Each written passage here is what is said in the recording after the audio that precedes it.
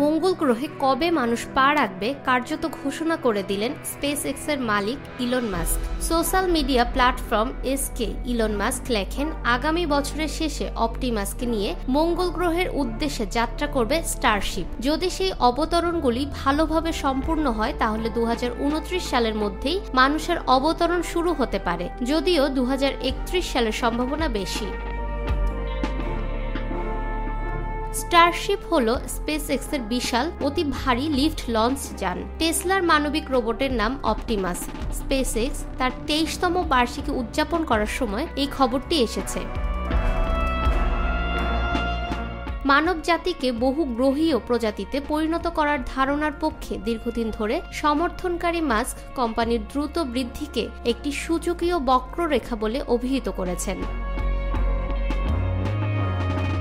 2006 সালে space x মাত্র একটি রকেট উৎক্ষেপণ করেছিল। 2023 সালের মধ্যে এই সংখ্যা 98টি উৎক্ষেপণে পৌঁছায়। শুধুমাত্র 2024 সালে কোম্পানিটি 133টি উৎক্ষেপণ পরিচালনা করেছিল।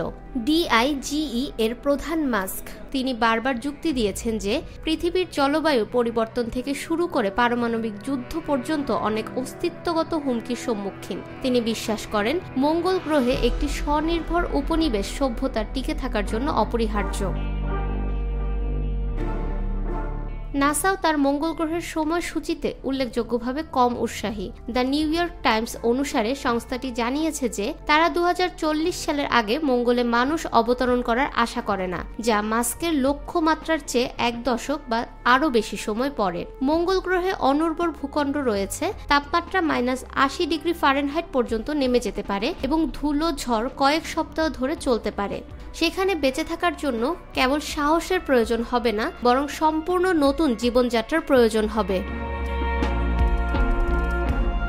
ফাহমিদা বিনতে আনোয়ার, নিরপেক্ষ নিউজ ডেস্ক, ঢাকা।